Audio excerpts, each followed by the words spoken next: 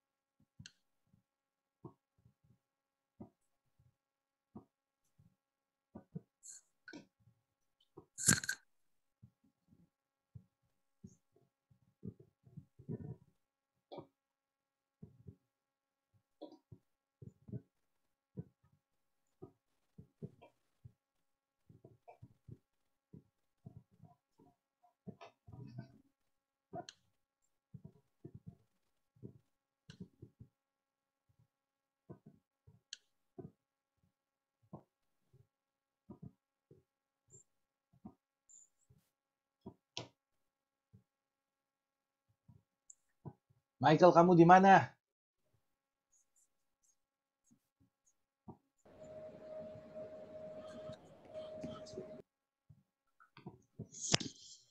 Oke, selamat siang.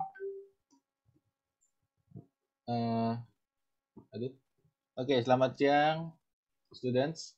Hari ini kita balik lagi ke Expert Series.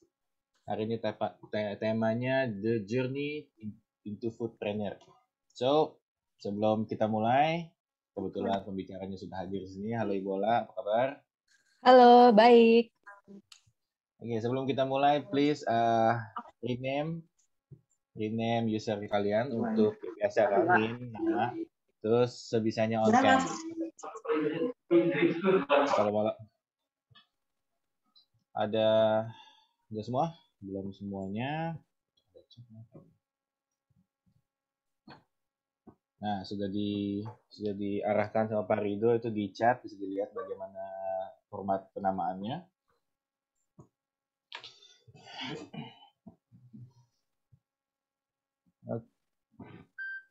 Oke, seperti yang menurut data saya, kebanyakan dari kalian itu kan bikinnya food and beverages product, yes.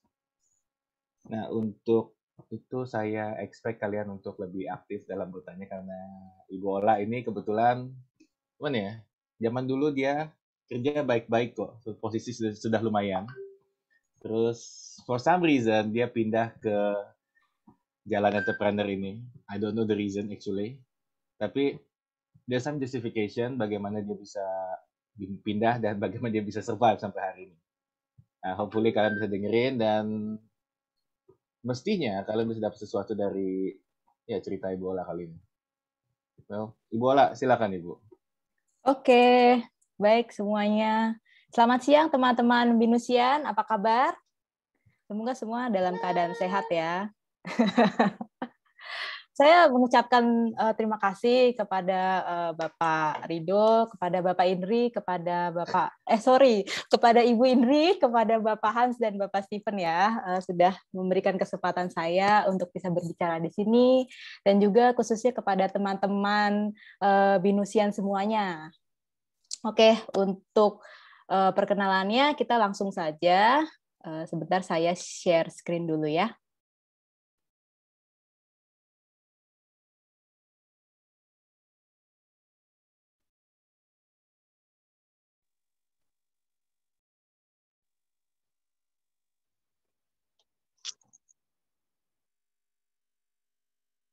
Oke, udah bisa lihat semuanya untuk screen-nya?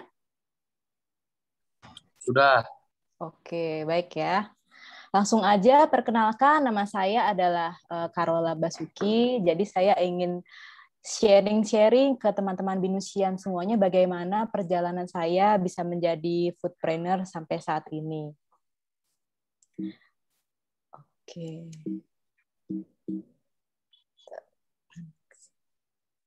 Nah, Jadi sebelumnya saya ingin menceritakan background saya dulu, terutama pada saat edukasi.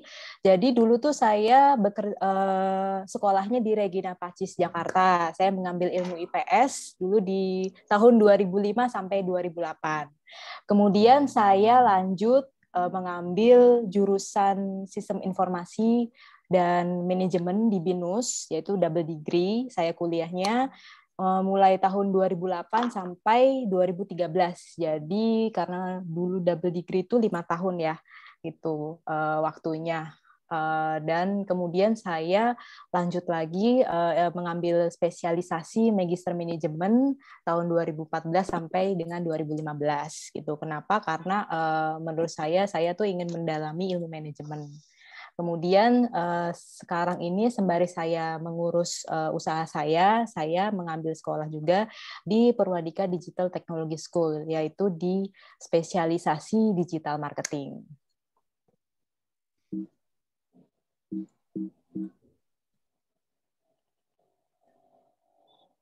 Nah, di sini adalah experience saya. Nah, di sini saya akan bercerita mulai perjalanan karir saya. Jadi sebenarnya saya itu sudah mulai bekerja itu dari pada saat saya kuliah gitu. Jadi waktu kuliah itu saya pikir karena waktunya itu lumayan ya, lumayan senggang gitu. Jadi saya pikir kenapa enggak saya mengisi waktu saya untuk hal-hal yang lebih bermanfaat. Contohnya bisa mengambil organisasi gitu. Kemudian kenapa saya memutuskan untuk usaha sampingan atau bekerja sampingan itu karena dari faktor keluarga sendiri sih sebenarnya. Jadi waktu dulu itu saya punya orang tua itu hanya bisa mencukupi untuk membayar biaya kuliah saja. Jadi untuk biaya hidup pun tetap harus saya yang bisa nanggung gitu. Oleh karena itu, kenapa saya ambil part time pada saat kuliah, yaitu untuk bisa mencukupi kebutuhan hidup juga gitu, untuk beli buku, untuk makan gitu, untuk kebutuhan yang lainnya seperti itu. Nah, dulu bekerjanya seperti apa? Dulu saya ambilnya tuh les private. Jadi saya mengajar anak-anak yang ingin mengambil tambahan untuk les itu khusus untuk anak-anak yang sekolah di sekolah internasional gitu loh. Jadi door to door tuh saya masarinnya lewat pamflet gitu kan. Pada saat itu kan belum ada yang namanya online. Jadi ya secara brosur saya bikin kemudian saya bagikan ke sekolah-sekolah gitu loh. Nah, dari situlah akhirnya saya bisa dapat penghasilan tambahan. Nah, kemudian setelah dari situ saya juga aktif di organisasi. Kalau dulu tuh S1-nya saya ambil organisasi Himsiswo. Mungkin dari teman-teman di sini ada yang tahu organisasi Himsiswo gitu. Jadi Himsiswo itu organisasi yang khusus untuk mahasiswa sistem informasi. Dan di situ saya konsisten menjalanin organisasi itu yang tadinya saya nggak bisa apa-apa, yang tadinya saya cupu, yang tadinya saya tuh pendiam sama pemalu, tapi saya punya keinginan untuk bisa nambah skill saya. Minimal saya bisa berbicara lah di depan orang banyak gitu. Nah, akhirnya karena di organisasi itu kan ada tingkatannya, mulai kita dari newbie sampai kita tuh bisa menjadi salah satu pengurus inti di situ. Dan saya menjadi salah satu pengurus intinya khusus memegang public relation dulu. Nah, dari situ karena sudah mendapatkan skill yang cukup, mendapatkan network yang cukup, karena kan bisa bertemu dengan teman-teman dari jurusan dan yang lainnya juga kan. Jadi nggak cuma mengurus dari internal aja kampus, tapi kita juga berkolaborasi dengan pihak-pihak lainnya gitu. Karena saya juga mengumpulkan network juga di situ, ya alhamdulillah juga. Akhirnya pada saat saya semester akhir kalau nggak salah ya, itu kan ada program intern gitu. Nah, program intern itu yang membuat kita tuh bisa bekerja praktek di lapangan tuh seperti apa. Dan syukurlah waktu itu saya dapat kesempatan bekerja di Citibank selama 9 bulan gitu. Jadi karena pada masanya Citibank itu kan merupakan perusahaan perbankan yang terbaik gitu. Jadi ya saya banyak ambil ilmu di perbankan itu gitu. Kemudian saya pikir 9 bulan itu cukup ya untuk intern karena di satu sisi saya juga harus menyelesaikan skripsi saya karena kalau enggak ya enggak kelar-kelar gitu kan, udah 5 tahun masa mau nambah lagi gitu, nggak mungkin ya. Ya udah akhirnya karena udah punya time management yang baik, akhirnya saya selesaikan skripsi saya. Langsung setelah lulus saya langsung lanjut kerja di PT Wahyu Kartumasindo Internasional.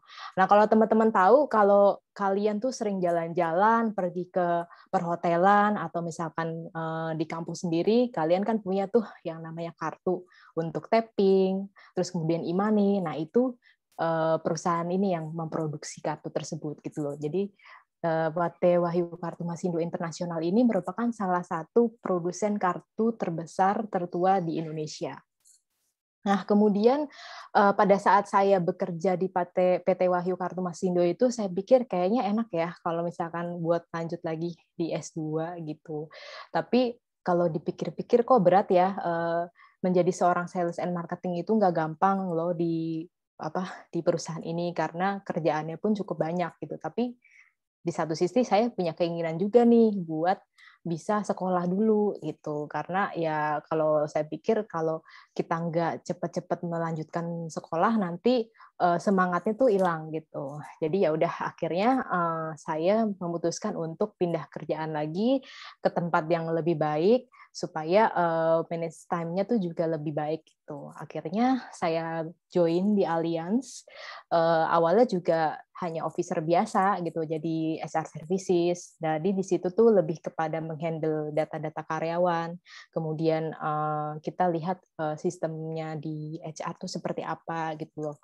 Jadi selama hampir 6 tahun itu saya bekerja di Allianz, khususnya di HR, pasti ada progres di situ. Ada title juga yang bisa kita dapatkan karena kita ya konsisten itu gitu. Sehingga akhirnya terakhir itu kan saya menjadi HR Transformation and Talent Management gitu. Jadi lebih banyak mengurus talent-talent atau orang-orang yang berpengaruh di dalam perusahaan tuh. Jadi yang kita urus bukan hanya karyawan biasa, tapi yang udah model C-level ataupun seperti manager, head of apa gitu kan ya. Jadi dengan adanya kapasitas yang semakin besar, pekerjaan kita, tanggung jawabnya juga semakin besar gitu. Kemudian dengan adanya title, kemudian position, jenjang karir yang cukup memuaskan di Allianz ini, kenapa kok tiba-tiba kepikiran gitu loh untuk bisa mendirikan catering gitu. Jadi karena memang hobi saya dulu dari dari kuliah itu kan suka jualan juga, dan pada saat saya dulu berkuliah itu kan ada tuh program entrepreneurship juga. Nah, di situ tuh adalah salah satu mata kuliah yang paling saya sukai, paling saya gemari, sehingga saya peringkatnya juga ingin genjotnya yang paling tertinggi gitu. Kalau bisa tuh dapat nilainya A gitu loh. Kenapa? Karena selain kita punya teori, di situ kita juga langsung bisa praktek langsung gitu, bagaimana mengaplikasikan teori-teori yang sudah diajarkan oleh dosen gitu.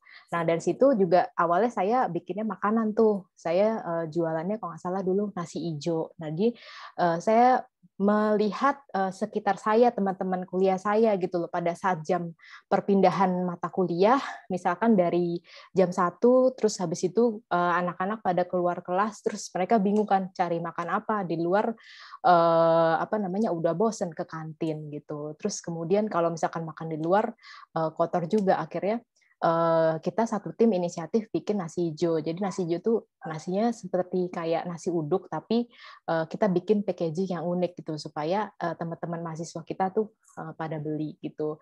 Nah, dari situlah ide yang muncul, dan akhirnya saya tekunin juga pada saat saya bekerja itu saya juga cari tambahannya ya lewat menjual makanan itu gitu. Saya jual cemilan, kemudian sampai akhirnya pada saat di Allianz itu juga saya melihat kebutuhan teman-teman gitu pada saat mereka sedang ngumpul-ngumpul gitu makan siang, mereka cerita makanan di kantin tuh gitu-gitu aja gitu. Kemudian makanan yang di luar kan kotor gitu kan. Jadi kok kayak ngulang lagi ya waktu saya dulu kuliah gitu. Jadi akhirnya saya memberikan ide ke teman-teman kantor, gimana kalau gue bikin catering mingguan ya gitu. Jadi karena saya dengan dengan adanya hobi saya dan ya udah saya coba gitu tester dulu ke teman-teman kantor dan menurut mereka itu enak, akhirnya saya lanjutkan gitu. Jadi saya bikin setiap minggu itu makanan untuk teman-teman, tergantung misalkan pada hari itu saya lagi mau masaknya apa, ya udah saya kasih ke teman-teman, kemudian bikin list dulu siapa nih yang mau menu saya ini gitu. Nanti kalau yang mau langsung kasih tahu saya gitu. Nah, karena ada keputusan yang harus kita putuskan gitu loh. Apakah saya harus lanjut karir, tapi kok saya juga suka sama hobi saya gitu, yang memasak ini gitu loh. Padahal di karir juga lumayan ya, udah dapat posisi juga, benefitnya juga udah bagus gitu. Kemudian saya pikir-pikir lagi, kalau misalkan kita itu hidup hanya di satu sisi aja gitu. Misalkan kalau pekerjaan kantor kan yang kita lakukan itu lebih kompleks kan dibandingkan kalau misalkan menjadi seorang entrepreneur gitu loh. Seorang entrepreneur kan selain dia punya ilmu, dia bisa milikin, dia juga bisa kasih ke orang banyak gitu. Jadi karena saya udah punya prinsip dalam hidup bahwa hidup kita itu ora et labora, jadi selain kita bisa berdoa buat hidup kita lebih tenang, kita juga harus bisa memberikan manfaat lebih banyak ke orang banyak gitu. Jadi ya udah akhirnya saya putuskan bahwa ya udah akhirnya saya menjadi seorang entrepreneur gitu. Dan kenapa saya mulainya itu di tahun 2020, kenapa nggak di 2009, kenapa 2019, kenapa nggak di 2021 gitu. Karena ini sebenarnya kebetulan aja sih. Saya udah merasa bahwa di 2019 itu saya udah punya target bahwa kalau misalkan karir saya itu ke depannya itu mungkin ya akan seperti ini aja gitu, atau dalam posisi yang sama, atau misalkan dalam industri yang sama, itu saya harus pindahkan gitu. Nah, cuma saya lihat bahwa potensinya seperti ini gitu. Jadi akhirnya, dan kemudian saya juga punya kelebihan juga kan dari hobi yang saya miliki gitu. Akhirnya ya udah saya putuskan untuk bisa memikirkan terlebih dahulu perencanaan daripada yang saya inginkan gitu ya, yaitu menjadi entrepreneur di bidang makanan. Nah, kemudian dari situ saya persiapkan apa saja.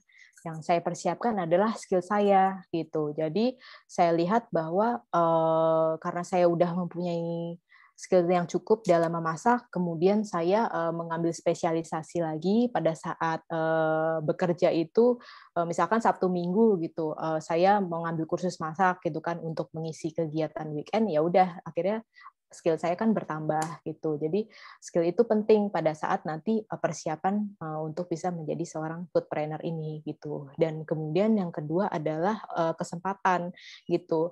Kita memang nggak akan tahu ya kapan kita tuh bisa memulai usaha ini gitu loh. Kalau kita ya nggak yang mulai sendiri gitu loh. Jadi kalau misalkan pas 2019 itu saya bikin perencanaannya, ke 2020 bahkan saya nggak tahu kalau itu tuh ada COVID gitu loh. Tapi ya mau nggak mau, apa yang udah saya rencanakan itu tetap harus berjalan gimana pun kondisinya.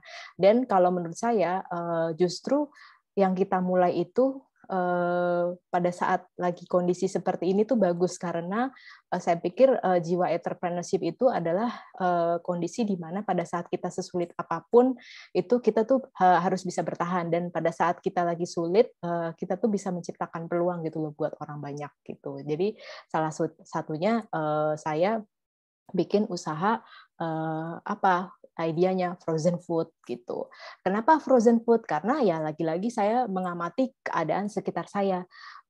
Pada saat itu pandemi gitu kan ya, orang-orang akhirnya semua harus membeli makanan yang kita nggak boleh keluar gitu loh. Akhirnya karena seperti ojol ataupun marketplace itu tetap berjalan, cara berjualnya kita melalui distribusinya melalui mereka gitu loh. Kemudian produknya apa? Produknya ya frozen food ini salah satunya gitu.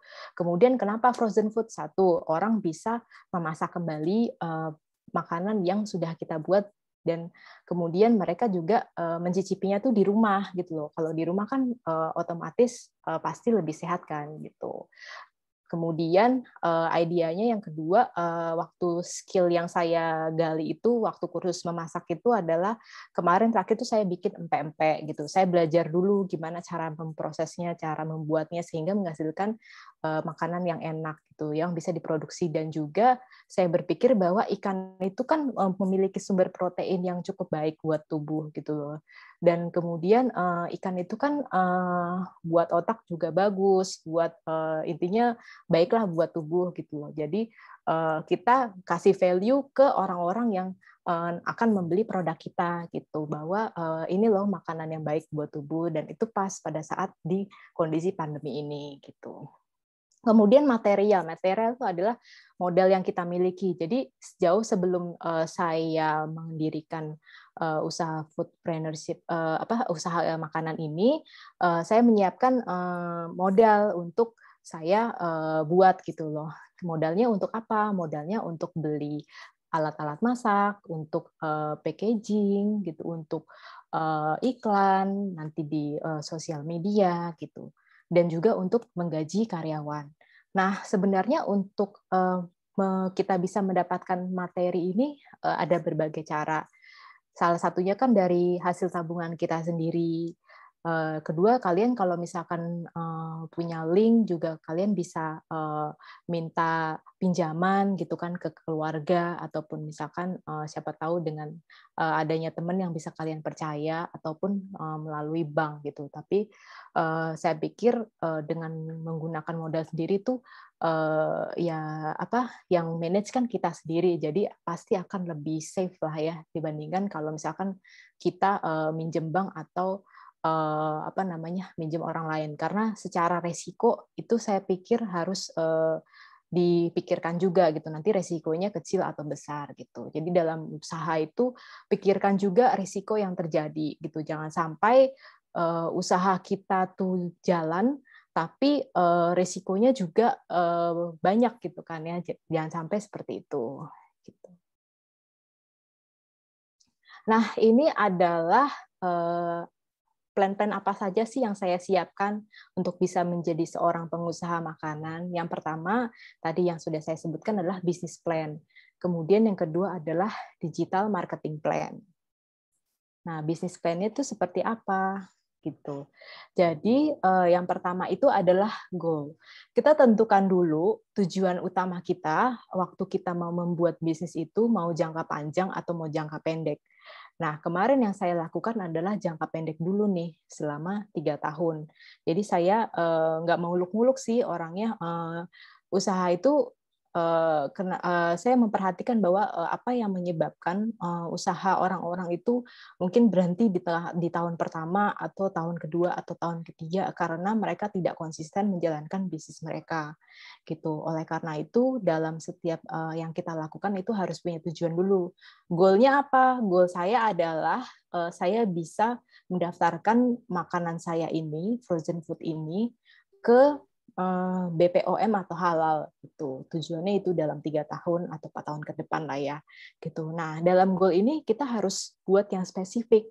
mulai dari misalkan nih kalau untuk bisa mencapai target BPOM halal itu kan butuh dana. Berarti kalau cara dapat dananya dari mana? Ya dengan cara berjualan. Cara berjualannya dengan gimana? Dengan cara misalkan kita menggunakan sosial media, kita bikin value yang bagus buat di sosial media itu supaya orang believe sama kita gitu. Kemudian terukur juga gitu loh. Setiap yang kita lakukan itu bisa dilihat timeline-nya juga gitu kan, kira-kira dalam 3 bulan ini kita udah mencapai sales berapa ya gitu, kira-kira dalam 3 bulan ini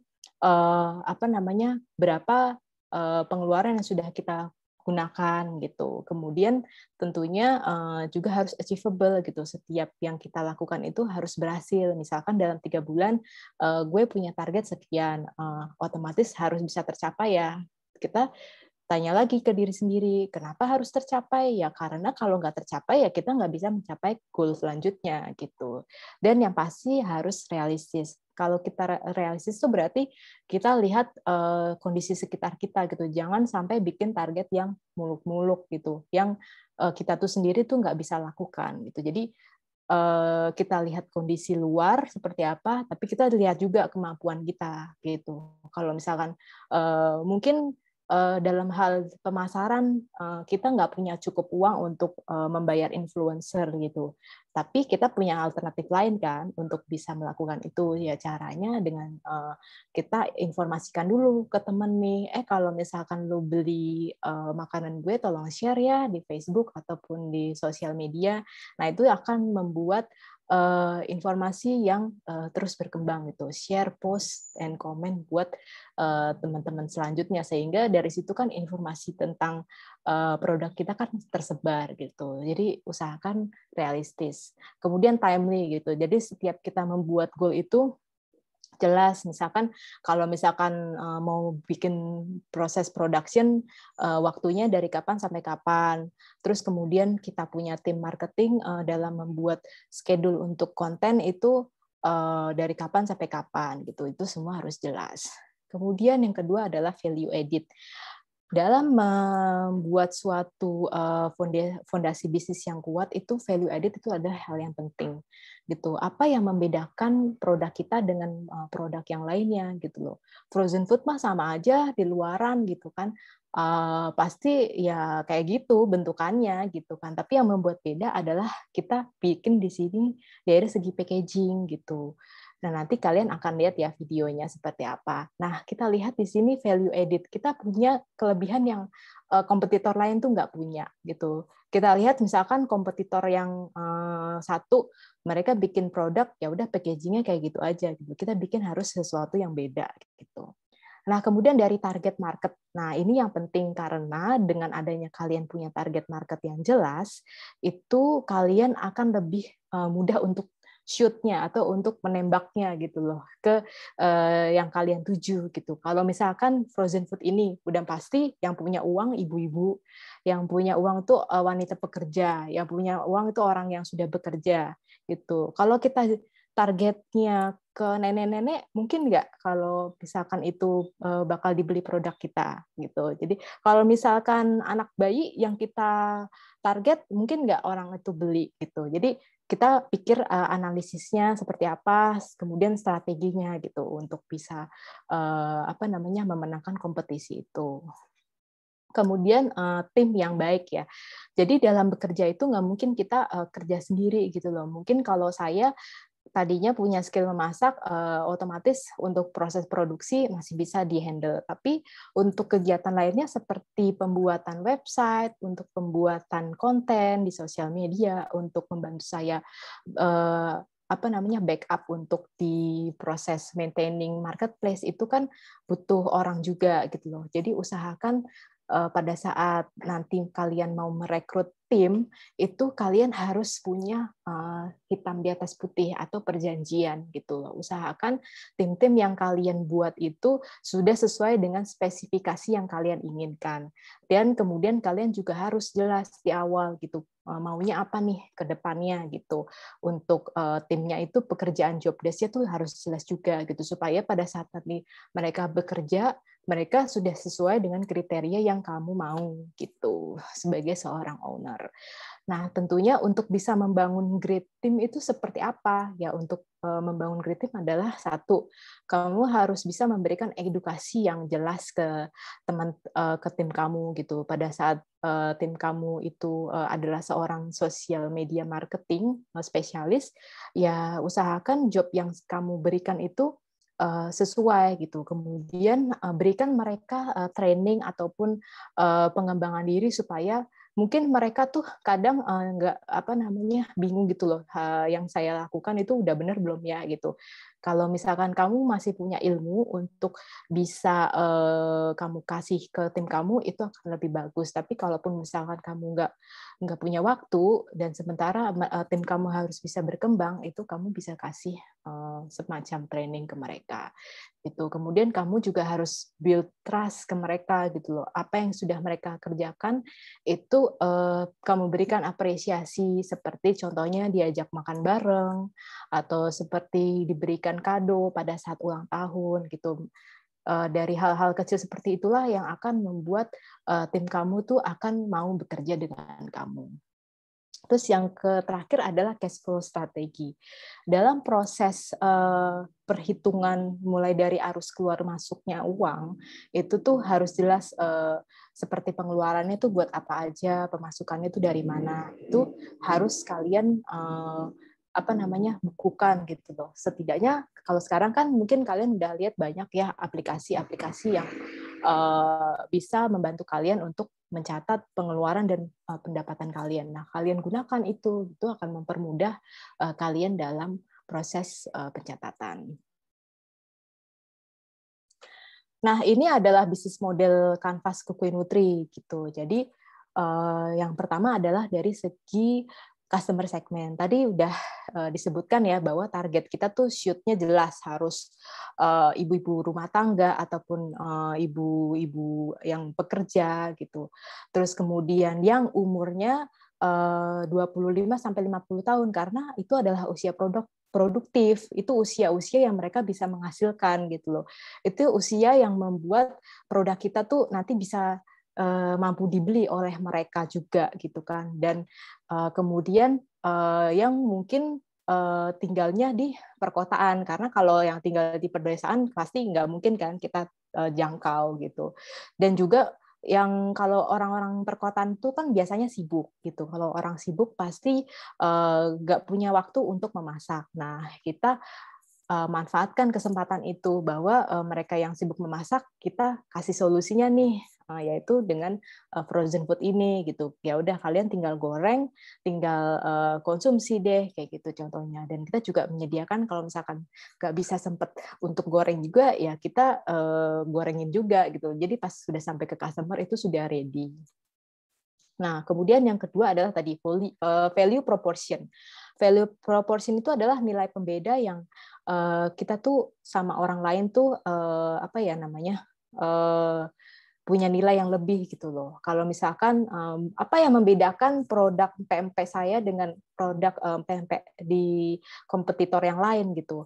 Oh, satu yang pasti udah enak gitu kan. Yang kedua adalah dari segi packaging. Nah, ini kita perlu lakukan yang namanya research juga. Boleh aja kita beli PMP merek satu gitu loh. Kita amatin apa yang menjadi pembeda dengan produk kita. Satu, mungkin dari segi packaging. Nah, kalau dari Kukui Nutri ini, packagingnya itu menggunakan besek gitu loh. Jadi kita memastikan bahwa ada nuansa Indonesianya gitu, dan juga kalau besek itu kan orang atau ibu-ibu pasti akan pakai kan untuk mereka menyimpan bahan baku atau menyimpan bumbu, menyimpan bahan-bahan memasak seperti itu. Jadi buatlah customer itu ngelihat kita tuh mempunyai perbedaan juga gitu loh. Apa yang membuat berbeda dengan yang lainnya. Kemudian yang ketiga adalah packagingnya bisa digunakan lagi. Nah, kita buat supaya plastik yang kita miliki itu itu tuh suatu saat nanti kalau dikumpulkan kan bisa dijual lagi gitu ke tukang loak gitu kan ya. Jadi kita edukasi ke mereka juga mengenai produk kita gitu loh. Yuk nanti kalian kalau udah punya plastik yang banyak itu jangan dibuang ya, karena itu akan menyulitkan gitu loh, dan akan buat sampahnya tuh juga nggak balik. Lebih baik kalian kumpulkan lalu kalian bisa jual, toh menghasilkan uang juga kan gitu. Terus kemudian yang ketiga adalah channel. Nah ini adalah salah satu bagian yang penting. Kenapa? Karena tanpa channel itu orang-orang pasti nggak akan tahu produk kita gitu loh. Zaman sekarang udah pasti media sosial adalah menjadi hal yang utama gitu kan ya. Terus pada saat orang ingin beli produk kita itu harus lewat mana gitu loh. Salah satunya adalah kita memasarkannya lewat channel-channel seperti sosial media, marketplace, merchant, dan website tuh. Jadi ibaratnya kita tuh siapin rumahnya dulu lah untuk tempat kita untuk kita memasarkan produk kita gitu. Nah, salah satunya kalian bisa menggunakan Instagram, kemudian menggunakan Facebook gitu. Tapi dalam menjalankan sosial media atau marketplace itu mempunyai karakteristik yang berbeda juga gitu. Jadi kalian harus lihat, oh kalau misalkan menggunakan Instagram, mungkin kebanyakan orang lebih banyak meng-post tentang foto-foto gitu di Instagram ataupun feed ataupun Instastory. Tapi kita lihat juga karakteristik dari Facebook. Misalkan kalau di Facebook itu orang-orang tuh lebih suka baca story gitu. Jadi pada saat kita mendelivery value kita ke orang-orang melalui channel kita tuh usahakan harus dilihat karakteristiknya supaya nanti apa yang kalian sampaikan itu bisa nyampe gitu. Kemudian marketplace juga berbeda nih. Kita biasanya melakukan testing dalam 3 bulan pertama, marketplace mana yang cocok, misalkan Tokopedia ataupun Shopee gitu, mana yang memberikan penghasilan lebih banyak gitu. Nanti kita lihat juga gitu. Intinya kita dalam tahun pertama itu selalu coba gitu loh, mana nih kira-kira yang lebih masuk gitu. Kemudian merchantnya juga penting seperti GoFood atau GrabFood, kita bisa masukkan juga di situ. Nah sekarang kan udah ada Shopee Food, Kulina, kemudian MyPO gitu. Banyak kalian bisa masukkan. Intinya dalam melakukan branding produk kalian itu, kalau bisa kita di tahun pertama itu pakai semua channelnya gitu. Kenapa? Karena itu akan membantu orang-orang semuanya itu bisa mengingat produk kita. Terus kemudian yang keempat adalah customer relationship. Nah, kalau misalkan awalnya kita tuh mendapatkan customer itu dari lingkungan terdekat kita, contohnya saya bisa mendapatkan customer itu kan dari teman-teman kantor, dari dulu teman-teman kuliah, ataupun dari organisasi gitu kan. Nah, mungkin lingkupnya tuh sedikit gitu loh.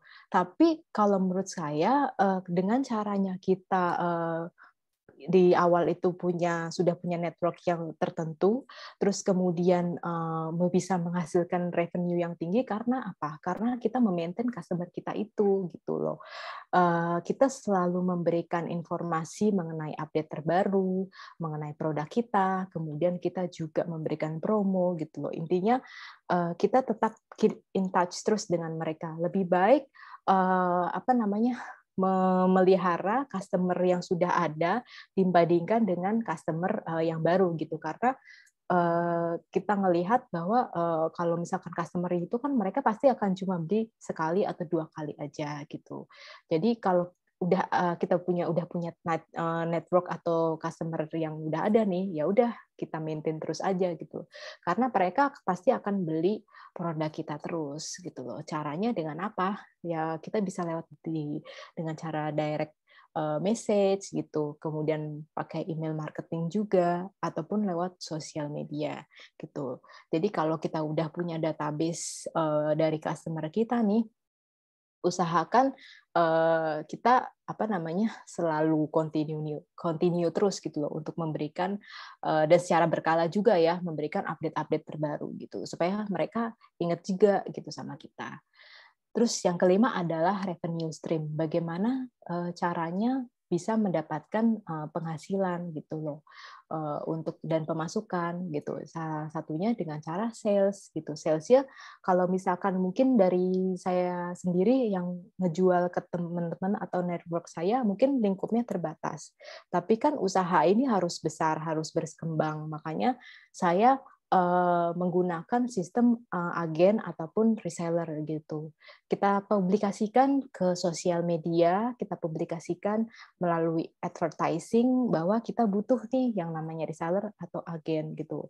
Nah, dengan adanya kemampuan si Google itu untuk membantu kita secara tepat targetingnya, nah nanti dari situ mereka akan narik customer-customer atau calon customer untuk bisa membeli produk kita itu dengan cara ya kita bikin satu pamflet gitu di sosial media. Dibutuhkan agent atau reseller dengan benefit yang menarik, contohnya seperti itu. Nah itu nanti akan membuat reseller dan agen kita tuh semakin banyak. Nah kemudian dari key activities, jadi apa saja nih yang biasanya Kukui Nutri lakukan gitu. Yang pertama adalah proses produksi dari makanan itu sendiri. Kita mulai dari proses memasaknya, kita mulai dari proses pembelian bahan bakunya, kita mulai dari proses pemilihan bahan baku yang tepat gitu kan. Sampai pada akhirnya produk itu tuh bisa dikemas, dibentuk, dikemas dalam kemasan yang baik sampai ke proses pemasaran gitu loh. Proses pemasaran ya udah misalkan untuk sesi awal kita foto dulu nih produk kita gitu kan. Kita foto melalui misal kita boleh pakai jasa luar fotografer untuk foto produk kita, bikin yang semenarik mungkin sampai akhirnya itu tuh bisa masuk ke pemasaran. Kita masukkan ke sosial media, kita kasih tahu ke teman-teman, ini loh kita punya produk baru gitu. Sehingga orang jadi percaya ngelihat produk kita gitu kan. Nah kemudian prosesnya apalagi ya tentunya proses desain sama pembuatan konten gitu. Jadi pada saat mendesain logo, mendesain gambar-gambar yang ada di sosial media itu juga salah satu key activities kita. Dan tentunya konten itu dibuat secara berkala juga gitu supaya orang-orang tuh ngelihat aktivitas kita juga seperti apa nih, ada update apa nih gitu. Jadi usahakan buat customer tuh teredukasi dengan informasi yang kita berikan. Dan juga controlling itu udah termasuk semuanya gitu. Jadi mulai dari proses masaknya itu kalau bisa kita harus ngecek nih udah sesuai dengan standar belum, mulai dari rasanya gitu, kemudian mulai dari bentuknya gitu, mulai dari pengemasannya sampai ke marketingnya juga. Bagaimana kita menyampaikan ke calon pelanggan kita, materinya udah bener belum, logonya udah sesuai belum, kayak gitu. Jadi semua harus dikontrol secara berkala. Kemudian yang ketujuh adalah key resources. Nah, key resources itu sumber apa saja sih yang dimiliki sama si Kukui Nutri ini? Yang pertama adalah skill dari employee itu sendiri atau skill dari tim kita. Jadi setiap tim itu sudah punya kapasitasnya masing-masing. Tinggal kita gimana caranya bisa mengupgrade kapasitasnya itu gitu. Kemudian tentunya rumah produksi dan juga alat-alat untuk memasak. Nah, yang ke-8 adalah partner. Bagaimana kita bisa bekerja sama dengan partner kita, mulai dari supplier, mulai dari tim logistik, sampai dengan tim BPOM dan halal itu. Dan yang terakhir adalah cost structure. Nah, cost structure ini lebih kepada biaya-biaya apa saja yang kita harus keluarkan. Tentunya ada biaya tidak tetap dan biaya tetap. Kayak misalkan kalau biaya tetap kan salah satunya menggaji tim. Kalau biaya nggak tetap ya dari bahan baku yang biaya bahan baku. Kalau misalkan kita tahu nih pada saat Lebaran mungkin harga-harga bahan tuh pada naik semua. Tapi kalau sekarang mungkin kondisinya lagi stabil gitu. Nah, kita harus bisa membuat itu tuh ada harga rata-ratanya gitu, ada biaya rata-ratanya gitu. Jadi pada saat nanti kita info ke customer, harganya tuh nggak berubah gitu. Nanti customer kaget dong, tiba-tiba kemarin harganya 20.000, kok sekarang harganya 50.000, terus besok lagi 30.000 lagi gitu kan. Jadi nggak konsisten kan gitu. Jadi usahakan di tahun pertama itu kita buat perhitungan bahwa kalau misalkan harga-harga itu yang kita buat udah sesuai dengan standarisasi di pasar seperti apa, tapi karena kita market baru, jadi usahakan tidak terlalu mahal gitu supaya menarik mereka juga gitu. Tapi kalaupun misalkan kalian ingin membangun usaha makanan, punya harganya tuh di atas pasar, kalian harus pikirkan tuh value apa lagi yang harus kalian jual ke customer. Misalkan kroket sultan nih gitu. Kroket sultan apa ya yang menjadi pembeda dengan kroket biasa gitu? Mungkin dalamnya ada emasnya gitu kan ya contohnya gitu. Jadi harus dipikirkan juga dalam membuat pricing-nya gitu. Nah, ini adalah digital marketing plan. Jadi, kegiatan apa saja sih yang Kukui Nutri lakukan dalam bisa memasarkan produknya gitu.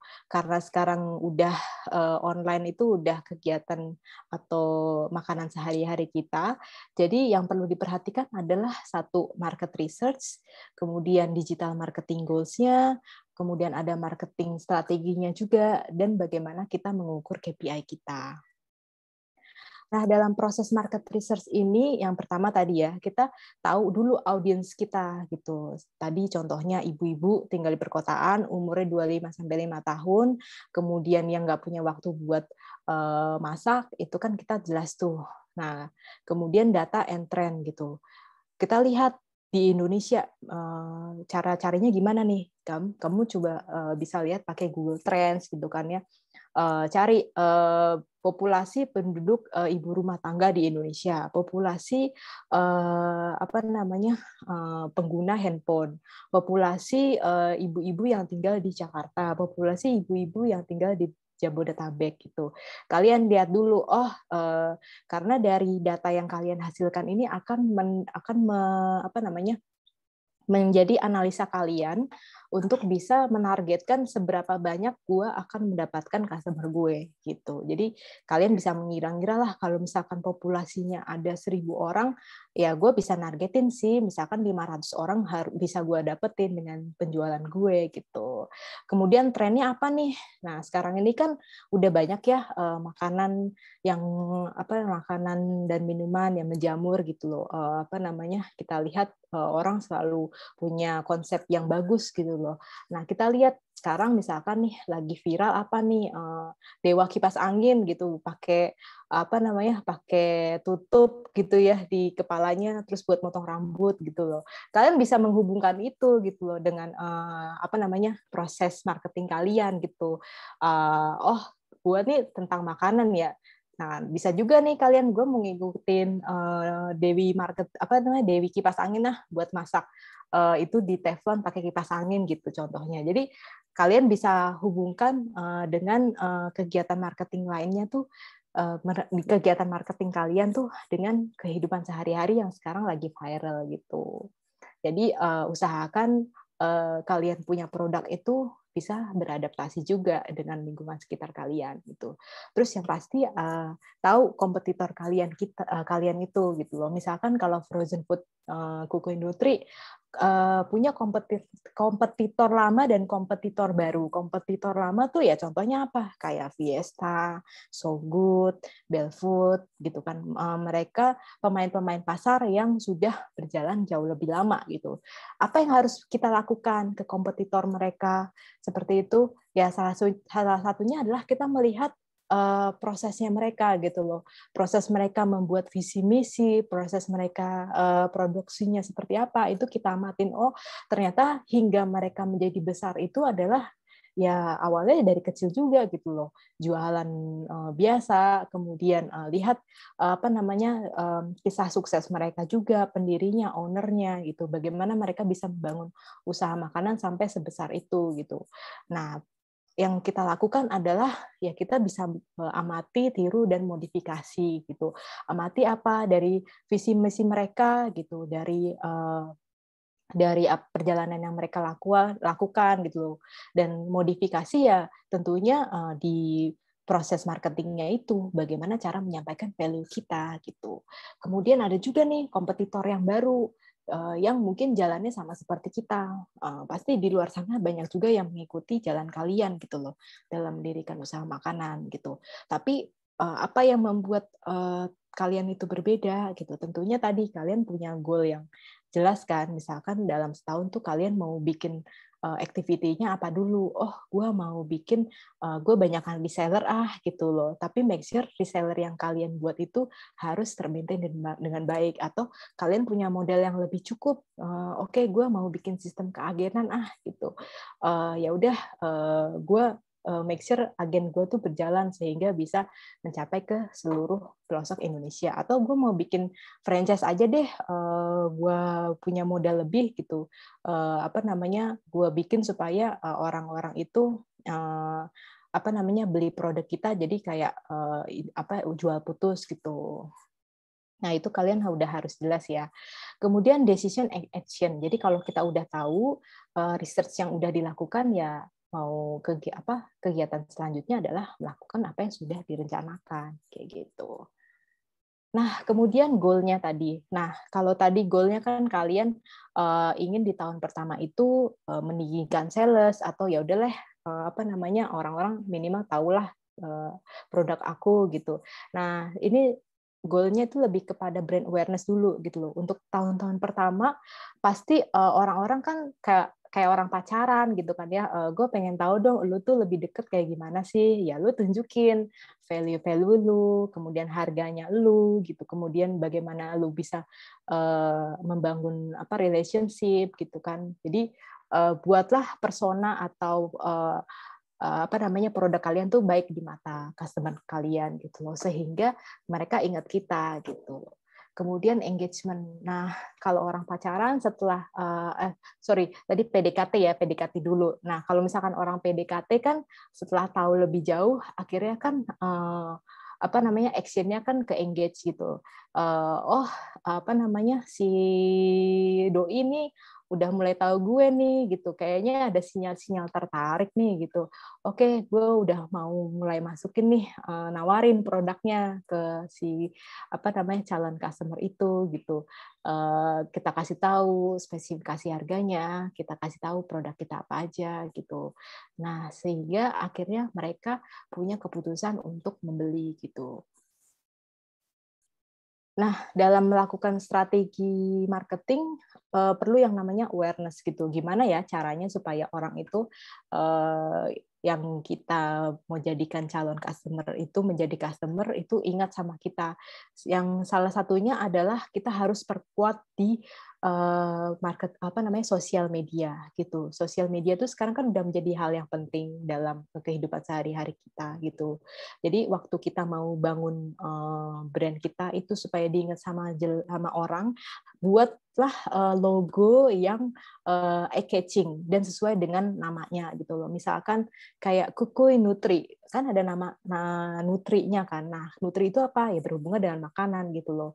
Nah, mungkin nanti ada lagi tahu jos gitu. Berarti makanan yang kalian jual itu ya tahu gitu. Jadi orang langsung ingat, oh tahu jos itu produk kalian. Atau misalkan sambal kecombrang gitu kan ya. Nah, itu kalian ya jualnya sambal gitu loh. Jadi buat logo yang kalian buat itu bisa tertanam di pikiran orang-orang gitu. Terus kemudian interest. Mereka akan tertarik kalau misalkan reviewnya bagus ya kan. Kalau kita lihat di marketplace orang kan nilainya dari testimonial, dari ngelihat bintangnya gitu. Semakin banyak kita mengumpulkan nilai-nilai itu kan orang-orang yang lain juga akan tertarik gitu sama kita. Kita punya value yang positif gitu. Nah, itu yang akan mengundang orang-orang tuh akan beli produk kita. Jadi buatlah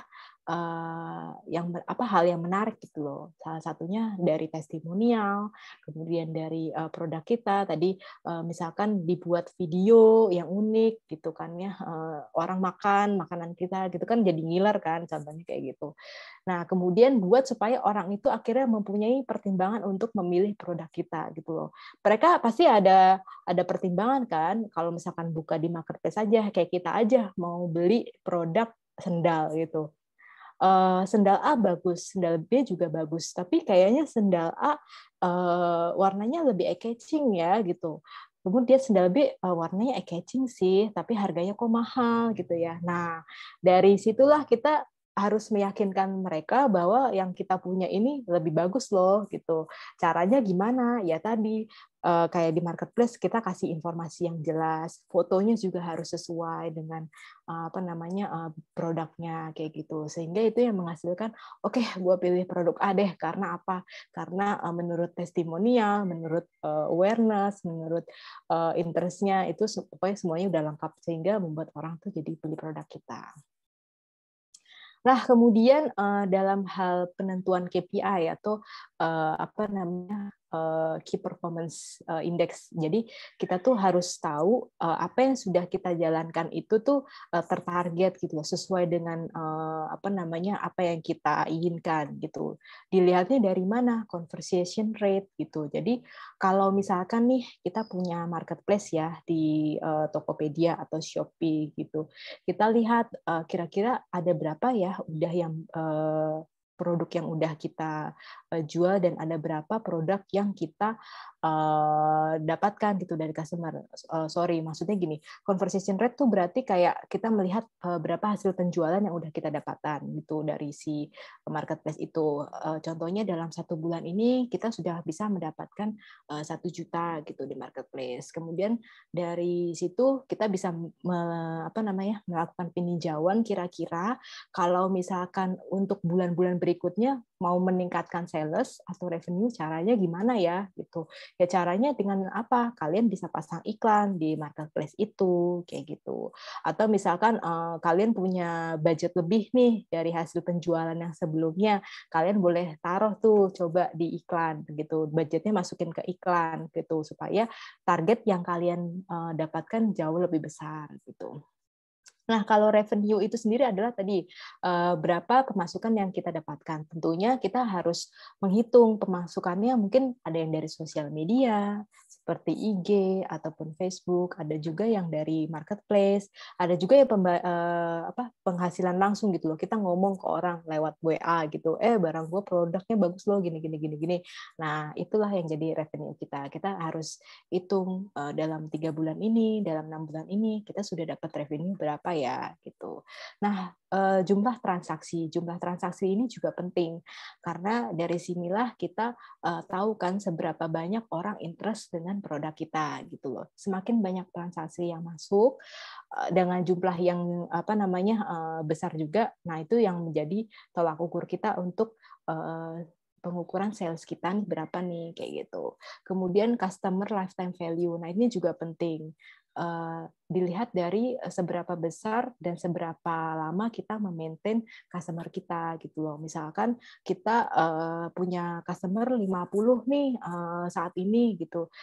Tapi dalam jumlah yang 50 ini seberapa banyak mereka membeli produk kita, apakah sering setiap 1 bulan sekali, setiap 2 bulan sekali gitu. Kita harus ukur nih gitu supaya nanti kalian bisa membuat strategi berikutnya. Kira-kira kalau customer yang udah kita maintain nih, kira-kira enaknya dikasih apa lagi ya gitu. Contohnya dikasih giveaway atau program diskon atau misalkan mereka nih lagi ulang tahun gitu, kita kasih makanan gratis deh gitu sebagai wujud bahwa mereka tuh udah sering beli produk kita gitu. Nah, ini saya mau kasih lihat apa namanya contoh video buat teman-teman mulai dari apa namanya seperti apa Kukui Nutri dan kemudian apa namanya hasil dari testimonial dari customer itu seperti apa.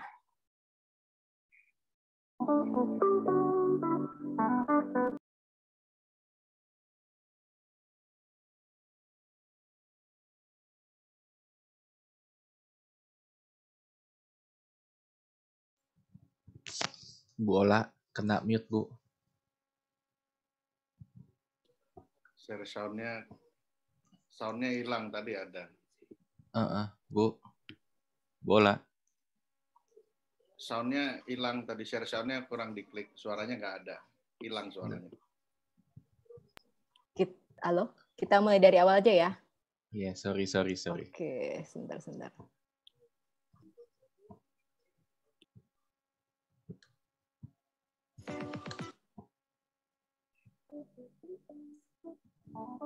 Oke, udah jelas ya?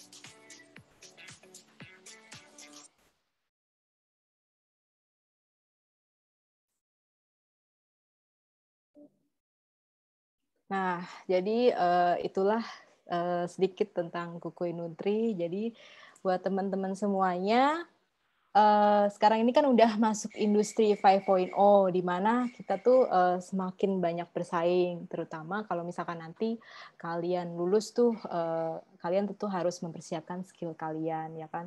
Dan kalian tuh nanti bersaingnya nggak cuma dengan teman-teman yang baru lulus kuliah aja, tapi ternyata banyak loh di luar sana yang mereka nggak sekolah, tapi mereka tuh punya skill yang mumpuni untuk bisa masuk ke dunia kerja. Apalagi sekarang dunia digital itu semakin cepat berubah, semakin cepat berkembang gitu. Tentunya kalian harus bisa menghadapi dan beradaptasi dengan lingkungan itu gitu. Jadi apakah kalian sudah siap gitu untuk mempunyai bisnis mulai dari sekarang, atau mau seperti saya dulu mencoba untuk karir dulu baru bisnis gitu? Itu kembali lagi ke pilihan kalian.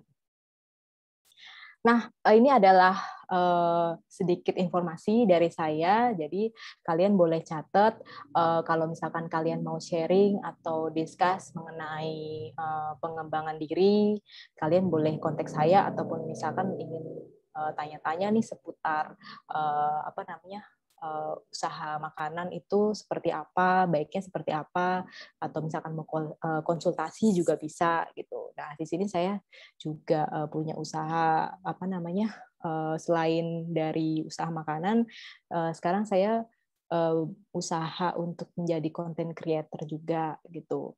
Dan nanti ke depannya kita mau bikin YouTube channel. Jadi mungkin kalau teman-teman ingin mempersiapkan diri dari sekarang, kita udah buka kesempatan buat teman-teman semuanya untuk bisa menjadi freelancer, menjadi bagian dari tim kita juga. Bisa nanti kalian masuk ke content creator atau bisa masuk bagian dari Kuku Industri gitu. Oke, sekian presentasi dari saya. Baik, terima kasih Bu Ola. Iya, sama-sama. Kontennya full teori ya, luar biasa banget tuh. Stephen like this. Anyway, udah ada beberapa pertanyaan. Sekarang Q&A officially dibuka. Sudah ada banyak sebenarnya pertanyaan itu, tapi berhubung saya moderatornya, jadi saya duluan. Bu, boleh Ya. gitu Bu? Ya, jadi ini kan saya ngeliat ya kontennya kan marketing vibe banget ya Bu. Iya. Nah terus jadi penasaran ini kalau mau usaha nih, kalau mau usaha itu mendingan lo bisa bikin apa lo bisa jualan? Itu harus pilih In ya. your opinion, of course, in your opinion. Sebenarnya kita bisa, kalau misalkan kita belum ada produknya, itu kita masih bingung nih mau apa namanya, mau apa yang mau kita jalanin, itu biasanya kita coba dengan melakukan pemasaran dulu sih atau penjualan gitu. Ibaratnya apa namanya, kan coba-coba dulu kan. Nah, dari dari kita belajar memasarkan produk gitu, kita jadi tahu, oh kita jadi belajar research juga gitu, ngelihat kondisi sekitar kita gitu loh. Baru nanti keputusannya apakah akan mau tetap menjadi reseller. Kalau jadi reseller itu pasti resikonya jauh lebih kecil dibandingkan dengan produksi gitu loh. Tergantung kita mau manage resikonya, mau yang resiko gede atau resiko yang lebih kecil kayak gitu. Oke, baik ya Bu. Oke, kita mulai langsung dari pertanyaan dari partisipan Bu ya. Nomor 1 nih Bu, dari Aloysius Gunawan Bu. Kak, kalau F&B kan masalah paling utamanya modal. Saya sambil di chat juga bisa dibaca Bu. Masalah utamanya modal. Kakak ada cerita nggak cari modal untuk cateringnya dari mana dan pernah nggak kesulitan modal? Jadi peluang di depan mata terus lepas. Oke. Untuk modal ya itu merupakan salah satu yang krusial dan penting ya gitu. Jadi kalau tadi sesuai dengan pengalaman saya, untuk modal itu kan hasil dari usaha saya sendiri gitu. Kita bisa mulai kumpulin mulai dari apa namanya, kita bekerja gitu, kita mulai kumpulin misalkan mulai dari kalian kuliah sekarang gitu, atau misalkan kalian juga bisa kamu punya bisnis plan yang jelas gitu loh, kalian bisa mulai cari investor-investor gitu loh. Misalkan kalian mau bikin kayak apa ya namanya, janji jiwa, atau misalkan menanti gitu, atau misalkan apa ya sekarang yang lagi ini tuh usahanya seperti si Kaisang itu kan, usaha makanan gitu, Mangkoko gitu contohnya. Ya kalian harus modal di bisnis plan kalian tuh harus kuat gitu. Jadi kalau misalkan bisnis plan kalian itu udah kuat, udah jelas apa namanya, ke depannya itu 5 tahun ke depan, 10 tahun ke depan tuh akan seperti apa, si investor tuh apa namanya akan ngelihat kita gitu, karakteristik kita juga seperti apa gitu kan.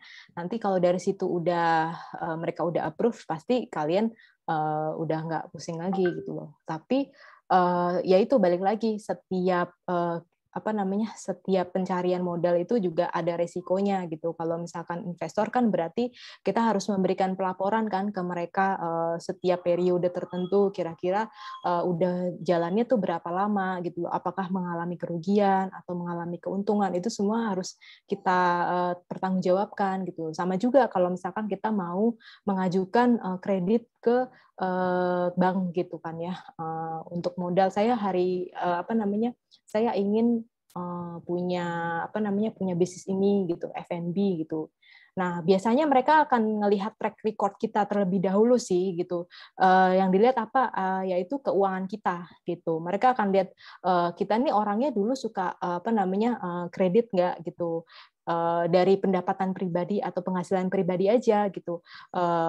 Si bank itu dia akan pinter gitu loh, nyari tahu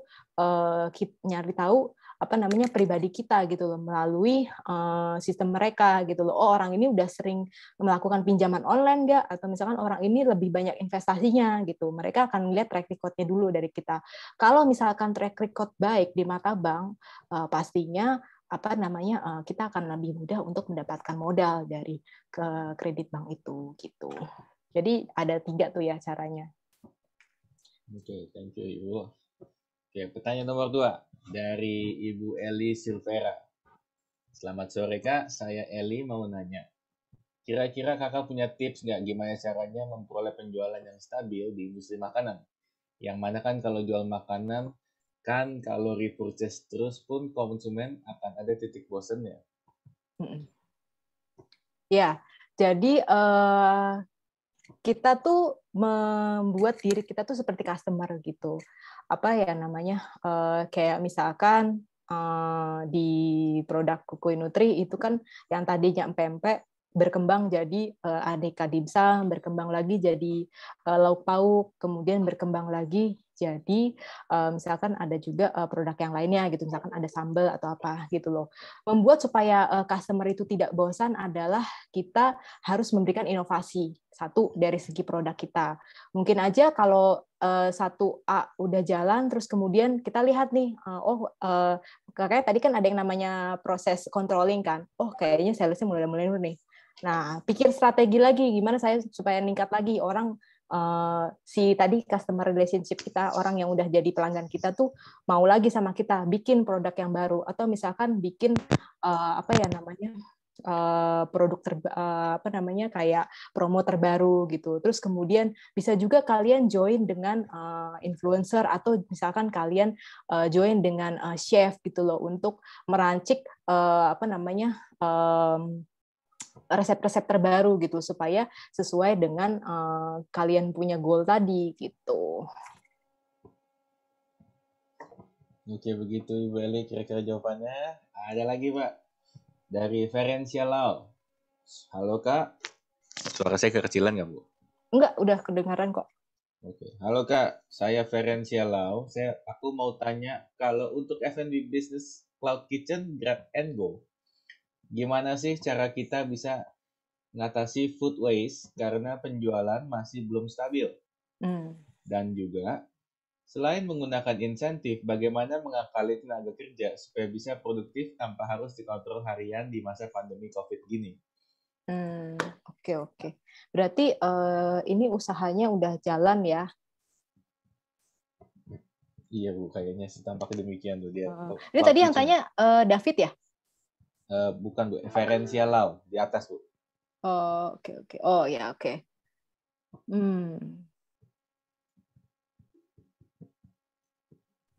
Gimana sih cara kita mengatasi food waste karena penjualan masih belum stabil? Oke.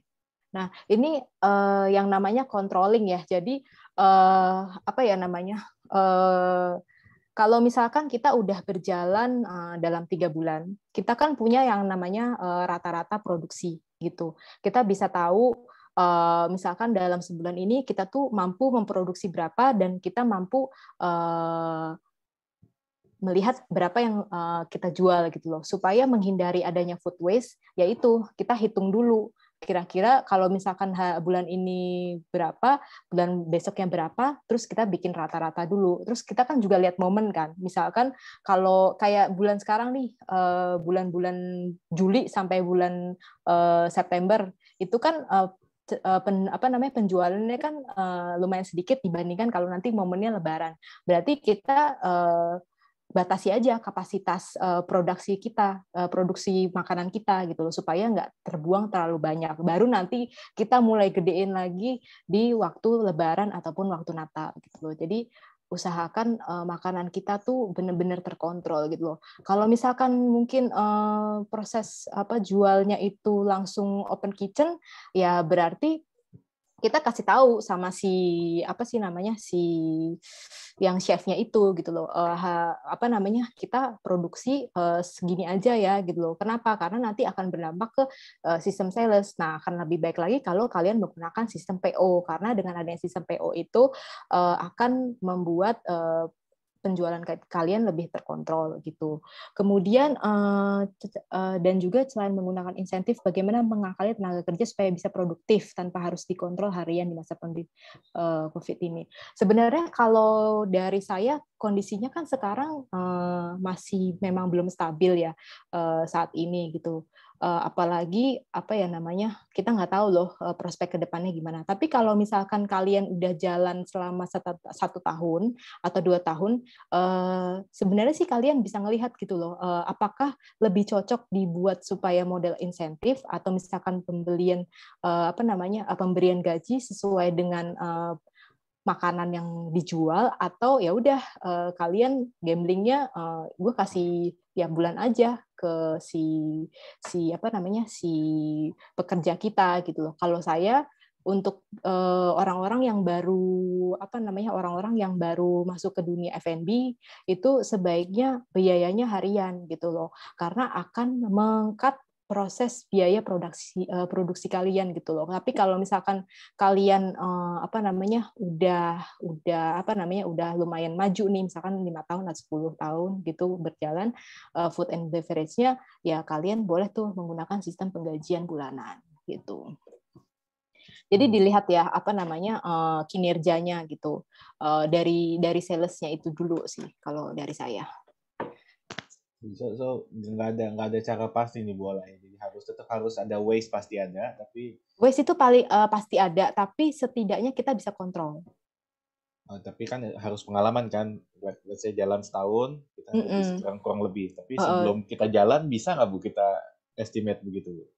Biasanya kita lihat research dari orang-orang yang sudah pernah mempunyai produk, udah mempunyai usaha makanan itu gitu loh. Kita tanya-tanya sama mereka dalam sebulan atau 2 bulan atau 3 bulan itu produksinya berapa gitu loh. Kira-kira yang kebuang berapa, gimana cara menyiasatinya gitu. Karena kan setiap industri food and beverage itu kan jenisnya berbeda-beda. Mungkin kalau saya food apa namanya industri frozen food gitu, saya bikin apa namanya kapasitas misalkan dalam seminggu setiap minggu itu produksi 5 kilo pempek gitu ya. Nah 5 kilo pempek itu usahakan harus habis gitu. Kenapa? Karena bahannya kan nggak tahan lama gitu kan ya. Kalau misalkan dimasukin kulkas juga hanya 2 bulan gitu. Jadi cara menyiasatinya ya gencerin di promo di marketplace, di sosial media gitu loh. Jadi si tim marketingnya jalannya efektif, si tim produksinya juga jalannya efektif juga gitu. Baik. Oke, mudah-mudahan menjawab Ibu Ferencia. Lanjut lagi Bu, ke Ibu Anissa Maheswari. Selamat sore Kak. Anissa ingin bertanya, kira-kira untuk membangun traffic agar konsumen mengunjungi toko online, lebih baik menggunakan jasa influencer di sosmed atau menggunakan advertising di FB Ads atau pasang iklan di e-commerce? Oke, ini pertanyaan yang bagus ya. Tergantung lihat dari apa namanya usaha kalian dulu, misalkan dan lihat modal juga ya yang pastinya. Kalau untuk awal-awal itu biasanya saya menggunakan saya mencari freelancer, yaitu salah satunya tim content creator itu untuk bisa apa namanya membrandingkan produk kita gitu. Jadi kita push nih si tim content creator ini untuk membuat konten-konten yang unik gitu loh. Dengan adanya kita membuat konten yang unik, apa namanya otomatis kan menarik orang untuk melihat produk kita gitu kan. Nah, kalau misalkan kalian punya budget lebih, kalian bisa menggunakan influencer gitu. Dan influencer itu juga yang pasti kalian harus lihat ya dia punya apa namanya profile gitu. Kita juga bisa minta kok ke si influencer itu lu punya track record engagement ke orang berapa orang yang berhasil membeli produk dari lu gitu. Kita harus lihat track record mereka gitu. Kalau misalkan kalian lebih fokusnya ke influencer ya gitu. Kalau si influencer itu punya punya engagement yang bagus, ya kalian boleh coba si influencer itu. Tapi kalau tadi modalnya terbatas, kalian boleh pakai si content creator ini untuk bisa memasarkan produk kalian gitu. Kemudian dari segi marketplace kan itu juga ada advertising-nya ya gitu, atau iklannya juga. Nah itu sesuaikan dengan kondisi biaya kalian gitu loh. Kalau misalkan ada kan yang advertising 100.000, 200.000. Nah kalian tuh kapasitasnya ada di mana? Kalau dari saya kecil nggak apa-apa, yang penting konsisten gitu. Nanti kan semakin lama orang akan sering ngelihat kita tuh gitu dari advertise itu gitu. Jadi pilih mana yang menurut kalian itu lebih cocok. Kalau saya menjalankan yang influencer sih nggak dulu ya, karena karena saya ingin bentuk tim content creator ini lebih kreatif gitu loh. Dan kemudian saya ingin hasilnya itu organik. Nah, kalau misalkan hasilnya organik itu tentu nanti akan walaupun lebih lama, tapi brand awareness-nya tuh lebih ngena gitu dibandingkan dengan ya mungkin influencer lebih cepat, tapi ya udah kayak biasa gitu aja gitu. Nah, kemudian apalagi ya tadi ya tanyanya ya, itu ya advertise, kemudian mana atau iklan di e-commerce tuh? Iklan di e-commerce, jadi saya jalankan semua sih, marketplace iya, kemudian pemilihan konten sosial media spesialis yang baik juga, kemudian dulu sebenarnya pernah coba juga influencer, tapi menurut saya kurang efektif sih, karena ya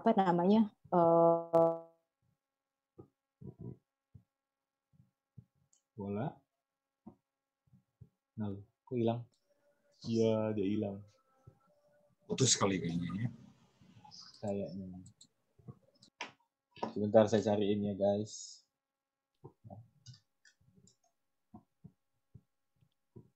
Bagi yang lain mau bertanya silakan ya, ditulis gitu ya. Ini saya lagi menunggu nih dari Rihan nih kan. Apa ada istilah cloud kitchen? Mana nih pertanyaannya Rihan? Saya juga pastikan yang bisnisnya serupa dari food industry, ya teman-teman dari food industry Bekasi, pastikan ada pertanyaan yang di raise ya. Teman-teman kopi dingin, kopi kades, ya semua. Terus Dewi, teman-teman 3C juga persiapkan pertanyaan. Eli, jangan hanya Eli aja, juga tim yang lain, Bayu, silahkan.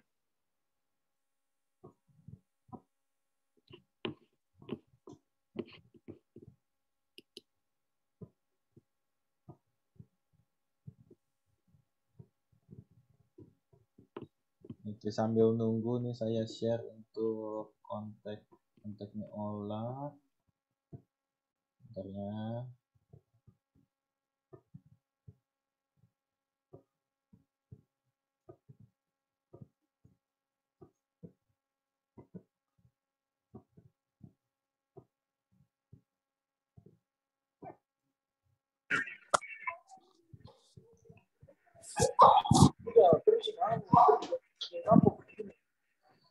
Oke, please stand by.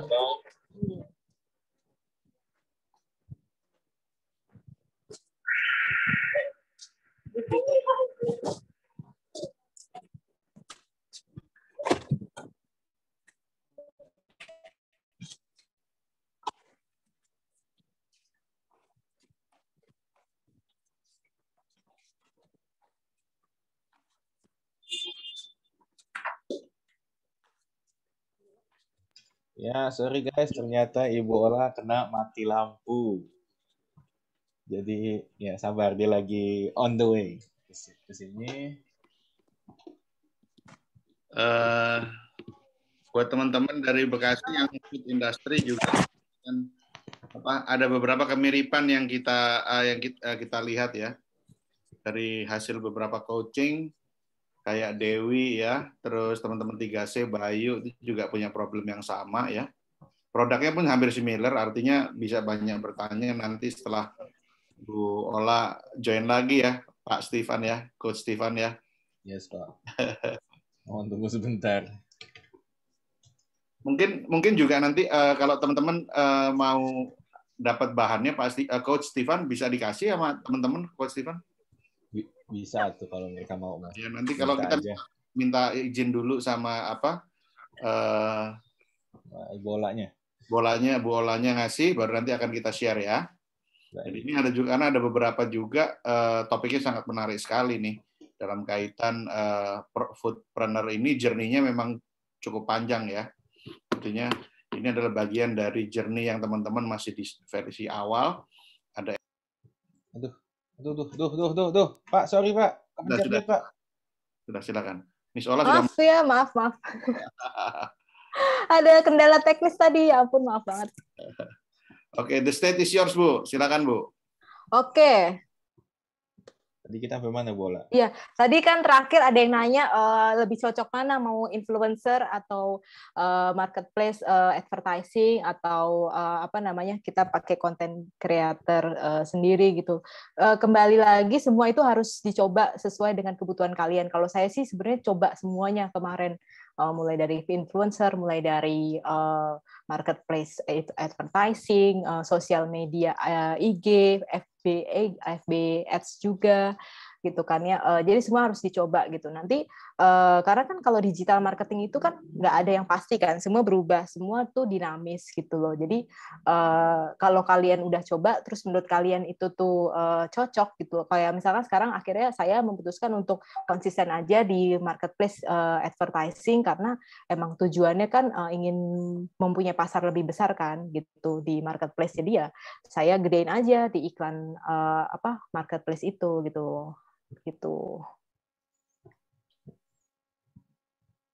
Jadi yang lebih efektif yang mana, Bu? Dari pengalaman Ibu tentu saja. Kalau untuk tahun pertama ya, kalau misalkan kita masih punya budget yang terbatas, lebih baik kita konsisten di tapi ini tergantung dari industri masing-masing ya. Food beverage kan banyak kan. Kalau saya kan frozen food. Jadi masuknya ke marketplace. Tapi kalau mungkin teman-teman yang kayak pakai GrabFood atau GoFood itu kan prosesnya kan juga jauh lebih cepat. Seperti tadi ada yang juga cloud kitchen kan. Berarti kalian gencarin di promo Grab atau GoFood gitu ke teman-teman, ke sosial media. Hari ini ada promo GoFood loh untuk produk saya gitu. Dari situ kemudian kalau tipenya yang langsung ready to eat gitu, kalian boleh sewa tuh influencer buat mempromosikan produk kalian gitu. Baik, Ibu. Terima kasih. Anissa mudah-mudahan menjawab. Nah, saya dari David Christian, Ibu. Halo Kak, untuk Kakak sendiri, lebih banyak main di online atau supply produk Kakak ke hotel, restoran, kafe, kantor, atau lebih ke arah menjual langsung ke konsumen? Dan untuk di masa pandemik ini, apakah usaha Kakak terkena dampaknya? Dan apa strateginya ke depan? Wah, panjang nih ya.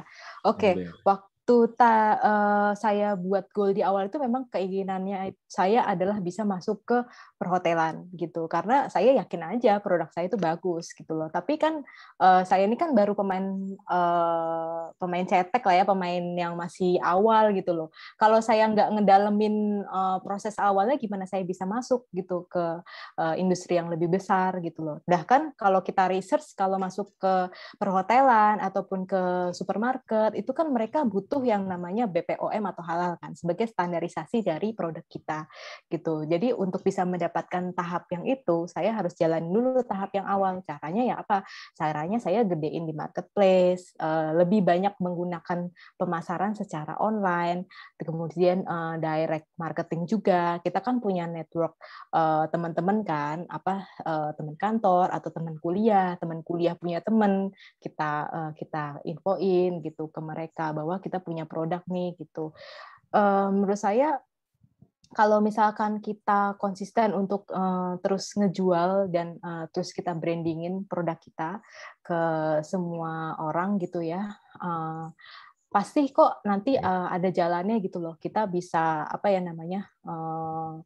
bisa mencapai goal kita gitu. Misalkan kamu goalnya tadi ingin masuk ke industri yang apa ya namanya lebih besar gitu loh. Nah, nanti kan dari teman ke teman itu pasti akan apa namanya kelihatan gitu. Terus tadi apa lagi ya?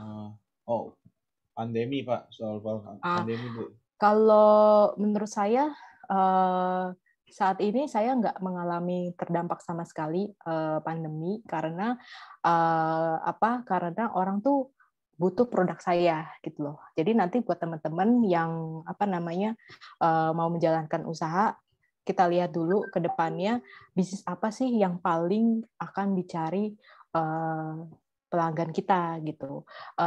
Kalau saya research ya, yang nanti akan bertahan ke depannya itu adalah makanan, kesehatan, dan usaha yang berbentuk digital gitu. Usaha yang berbentuk digital tuh apa? Contohnya kalian tuh misalkan nanti jadi content creator atau jadi editor untuk YouTube atau video gitu kan, atau misalkan kalian punya skill menjadi pembicara gitu. Nah, itu kalian manfaatkan aja. Kan sekarang aplikasinya udah banyak tuh, TikTok, sosial media, ya kan? Kalian bisa pakai itu untuk kalian tuh berkreasi dan menghasilkan uang sendiri gitu loh. Terus kalau kalian kreatif, saya pikir kalian nggak akan mati kok, kalian nggak akan terdampak gitu. Terus kesehatan juga, asuransi contohnya, orang kan pasti akan butuh gitu. Kalian ya mungkin siapa tahu next-nya kalian mau menjadi agent asuransi atau kerja di asuransi gitu. Kemudian juga makanan, karena kan orang pasti butuh makanan kan gitu. Jadi buatlah sesuatu yang enak gitu, sesuatu orang tuh akan terus beli sama produk kita gitu. Oke, thank you Bu. Nah, sekarang sebentar, saya listing pertanyaannya Bu. Wah, banyak ya ternyata. Bukan main. Nah, silakan Ibu. Nah, ini dari Bandung Bu, mengenai penjualan frozen food. Bagaimana caranya tahu ini makanan baik? Bisa tahan berapa lama sih? Itu kembali lagi kita harus tester gitu. Pada saat kemarin kan 1 tahun itu saya juga ada yang namanya trial and error gitu loh. Misalkan kita bikin satu produk dulu, terus habis itu kita bikin misalkan produknya udah jadi, terus kita masukin kulkas, kita lihat tahan berapa lama di kulkas gitu loh. Apakah rasanya sama dengan pada saat kita masak pertama nih gitu, kemudian dimasukkan ke kulkas gitu. Terus kemudian kalau misalkan kita keluarin lagi ke luar kulkas itu mempengaruhi rasa nggak itu? Kita yang mencari tahu gitu loh, baiknya seperti apa. Terus kemudian juga karena si frozen food saya ini adalah homemade, jadi saya kasih tahu ke orang bahwa ternyata kalau misalkan kalian mengkonsumsi produk kita tuh maksimal 2 bulan gitu, kalian bisa simpan di kulkas. Lebihnya ya mungkin akan mempengaruhi dari rasa itu sendiri gitu. Nah, kalau misalkan kita lihat kan kayak kompetitor yang lain, kayak misalkan Fiesta ataupun Well Food gitu, mungkin mereka punya periode yang lebih lama gitu kalau misalkan disimpan di kulkas gitu. Nah, itu kita perlu amatin apa yang membuat mereka bisa lama ya gitu. Apakah dari segi packagingnya atau dari segi bahan baku yang ada yang diproduksi gitu. Karena kan kalau untuk produksi awal kita kan masih rumahan gitu kan ya. Nah, mungkin kalau si Fiesta atau Belfood tuh mereka udah menggunakan mesin gitu loh. Tentu mereka udah punya standarisasinya lagi gitu. Jadi supaya memastikan daya tahannya itu yang kalian harus coba gitu. Dan nanti kalian bisa infokan, produk saya frozen food cuma tahannya 2 bulan gitu. Kalian kasih di plastiknya itu best before tanggal berapa kayak gitu. So, harus R&D nggak bisa lepas nih Bu ya? Ya, kenapa? Harus R&D, harus coba-coba. Iya betul. Di tahun pertama tuh kita nggak mungkin mengejar sales yang tinggi gitu loh. Walaupun salesnya tinggi, tapi banyak biaya yang kita keluarkan juga. Jadi sebanding gitulah. Contohnya apa? Advertising ya kan. Kemudian apa tadi trial and error itu gitu loh. Kemudian apa yang ketiga bayar employee juga gitu loh. Karena kan mereka kan yang membantu kita. Thank you, Bu. Lanjut, Bu, kita ke Stefan Lapiga nih, Bu. Dia mulai dari sisi sosmed. Bagaimana Kakak menanggapi dalam melakukan monitoring sosial untuk melihat tanggapan perilaku konsumen? Apa sih langkah-langkah yang sudah Kakak lakukan untuk meningkatkan brand dalam perusahaan? Oke, jadi biasanya saya melihat dari itu sih. Jadi setiap konsumen yang membeli produk kita itu kita rutin untuk minta feedback dari mereka gitu. Contohnya tadi kan ada testimonial gitu, di testimonial marketplace ada, kemudian di sosial media tuh ada, di direct message WA itu juga kita tanyain biasanya itu saya tanya di 6 bulan pertama gitu loh.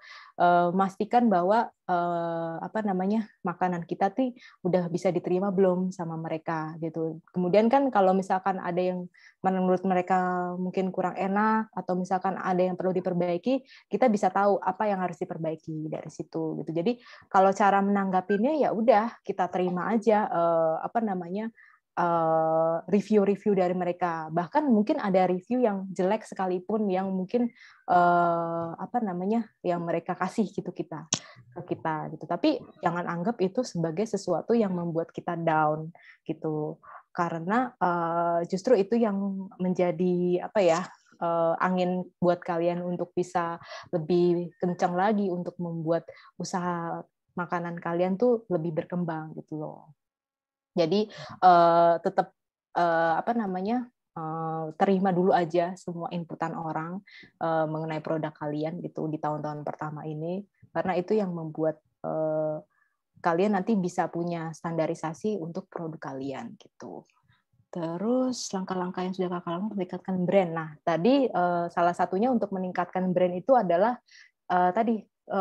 karena kita kan udah mainnya digital ya, jadi yang pasti buatlah konten di media sosial itu, baik di Instagram, Facebook, TikTok itu secara rutin gitu. Dan kalau misalkan yang budgetnya terbatas, ya kontennya rutin setiap hari harus satu konten kita bikin gitu loh, supaya orang-orang tuh melihat gitu ada cerita menarik apa nih di Kukui Nutri. Jadi kita tuh kalau masuk ke sosial media jangan berharap jualan deh gitu, karena kalau orang jualan ya kayak kita aja deh ngeliat dia jualan ini males gitu. Kita melihat sosial media kan untuk bisa melihat sesuatu yang menghibur gitu loh. Jadi usahakan pada saat kita buat produk kita tuh dilihat sama orang itu menghibur gitu, kemudian memberikan inspirasi, memberikan edukasi gitu. Contohnya apa tadi? Kalau satu edukasi, Kukui Nutri memberikan tips bagaimana cara menggoreng risol dengan baik dan benar. Terus menghibur, mungkin kalian bisa pakai meme tadi misalkan yang lagi viral apa tuh, kalian masukkan juga tuh di sosial media kalian gitu. Terus kemudian apalagi di sosial media kalian jualannya produk kalian di marketplace gitu loh. Kalian kasih tahu Kukui Nutri jualannya di marketplace loh. Kalian bisa arahkan si customer itu untuk masuk ke marketplace itu supaya nanti kalian bisa dapat review, feedback gitu dari si marketplace itu, dari customer kalian kayak gitu. Terus influencer juga bisa kalau misalkan kalian mungkin dengan budget yang terbatas itu pengen pakai influencer, kalian cari yang fokusnya ya di bidang makanan gitu loh. Kalau misalkan kalian cari influencer yang bidangnya main golf kan nggak masuk kan ke target customer kayak gitu. Itu sih yang terus kita lakukan. Yang penting konsisten aja. Baik, ini kayaknya anaknya takut dijulitin Bu ya, ini gimana handle-nya maksudnya? Oke, continue on. Ada lagi? Banyak Bu, jangan takut. Wow. Nah, Kevin, bisnis koktail mengandung alkohol. Oke, menarik Mendingan nih. ngurus bea cukai di awal atau udah punya nama dulu baru ngurus? Karena ini sifatnya homemade, Bu. Oh, ini berarti ini apa namanya sama itu ya, homemade juga ya. Oke, bea cukai itu jujur prosesnya itu sangat ribet sekali gitu. Apa namanya? Banyak surat-surat yang harus kalian siapkan gitu kan ya. Dan untuk bisa ya prosesnya hampir sama sih kayak tadi saya cerita ke bisa menuju ke BPOM dan halal itu prosesnya lumayan ribet gitu loh. Satu, kita harus punya channel ya kan untuk bisa mencapai bea cukai itu gitu. Kalau kita belum punya channel mau nggak mau ya kita harus brandingin produk kita terus gitu loh sehingga bisa mencapai ke bea apa namanya bea cukai itu tadi ya gitu. Terus apa lagi ya? Apalagi sih tadi pertanyaannya? Iya, intinya sih dia nanya kalau punya alkohol, minuman usaha alkohol, ngurus izin dulu apa jangan? Karena Lebih kalau saya baik sempat sih. konsul, ya. Ya, kalau menurut saya sebenarnya kalau misalkan mau urus izinnya juga dulu nggak apa-apa, tapi yang penting semua persyaratannya tuh jelas ya, gitu. Semua apa yang dibutuhkan sama bea cukai itu sudah mumpuni atau sudah sesuai dengan spesifikasi mereka gitu. Tapi kalau misalkan belum, ya akan sulit sih kalian masuk ke sana. Wah Bu, ini ada anaknya nih Bu langsung. Silakan Kevin, langsung aja. Iya Kak, mau nanya. Misalkan nih, saya udah ngerti nih cara ngurus bea cukainya dan apa aja yang harus dia siapin nih. Cuma kan kalau mau ngurus bea cukai itu sebenarnya memerlukan biaya yang lumayan ya sebenarnya ya. Ya. Mendingan kita sambil ngumpulin duit ngejalanin bisnisnya atau ngestop dulu bisnisnya dan mencari modal dulu untuk memproses bea cukainya tersebut. Kalau saran saya bisnis jangan di stop gitu. Kalau di stop nanti apa ya pelanggan kamu tuh sayang gitu. Kamu udah build customer, build semuanya, terus tiba-tiba kalian stop, terus habis itu harus apa ya orang-orang tiba-tiba kayak stuck, terus tiba-tiba langsung ini lagi gitu.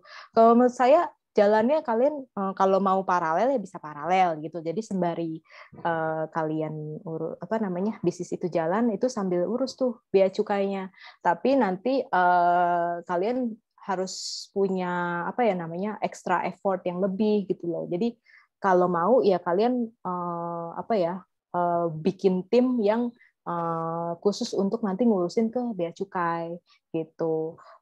Ada juga tim yang khusus untuk ngurusin usaha kalian gitu. Lebih baik usaha tetap jalan sih daripada kalian harus stop gitu. Oh gitu Kak. Oke, makasih ya Kak. Iya. Oke, thank you Kevin. Lanjut aja ke Vincentius. Vincentius dia mau tanya, gimana caranya kita supaya nggak takut sama yang namanya gagal, Kak? Apa? Kayak dia mundur maju nih kayaknya. Supaya gimana? Kita nggak takut sama kegagalan. Karena bisnis F&B kan rentan sama gagal katanya. Cara mengatasi supaya nggak gagal gitu? Supaya nggak takut sama kegagalan. Supaya pede gitu loh. Oh ini bisnisku pasti jalan. Supaya pede ya. Kita lihat sih apa namanya di lingkungan sekitar kita gitu loh. Apa namanya kalau misalkan contohnya dari keluarga terdekat aja deh gitu kan. Misalkan dari keluarga terdekat kan pasti butuh makan ya kan. Nah, kira-kira apa nih makanan yang cocok gitu. Terus kemudian selain dari research kita melihat kondisi orang juga caranya ya kita improve skill kita gitu. Kalau tadi saya mau jualan makanan, tapi saya takut makanannya ntar nggak enak. Ya saya usaha ini dulu lah skill belajar masak dulu gitu. Karena kalau belajar masak kan misalkan dari chef-chef yang udah ternama kan sekarang banyak tuh yang kursus online gitu. Mereka kan udah kasih paten resep yang pasti gitu. Jadi nanti kita tinggal ikutin aja. Nah, nanti modifikasinya cara pemasarannya. Gitu. Terus supaya kita nggak takut gagal ya berdoa sih, itu udah paling ini banget gitu. Kalau ya kita berdoa terus kita berserah ya nanti bakal ditunjukin lah jalannya. Oke. Begitu Vincent ya. Oke Bu, kita Baik, sorry terima ini kasih. ada 3 pertanyaan lagi tapi kayaknya waktunya nggak cukup, so saya ambil 1 pertanyaan terakhir ya. Bentar Bu. Oh ini untuk si Kevin ya tadi ada tambahan. Kevin ada tambahan. Yang tentang bea cukai gitu loh. Kalau misalkan dia sempat konsul beberapa orang katanya nggak perlu karena masih berupa homemade gitu. Ini sebenarnya case-nya kan sama ya, kayak misalkan kita tuh mau bikin BPOM dan halal gitu loh. Kalau kalian berhenti usaha itu gimana cara kalian bisa dapetin uangnya gitu loh untuk bisa, atau misalkan apa ya? Ya intinya kalau butuh mengurus bea cukai itu kan pasti butuh biaya juga gitu. Terus orang lain ya itu sih kembali lagi tadi kita punya customer tapi kita mau customer kita lebih luas lagi gitu kan ya. Caranya tetap jalan terus usahain tetap dikenal sama orang sih. Jadi jangan sampai berhenti gitu. Nah, nanti prosesnya bisa tuh kayak misalkan bea cukai kemana gitu ya. Nanti kita mulai minimal kita tuh kayak punya kemarin saya ada sharing-sharing juga tuh sama bagian industri perikanan dan kelautan gitu loh mengenai bea cukai itu kan juga penting.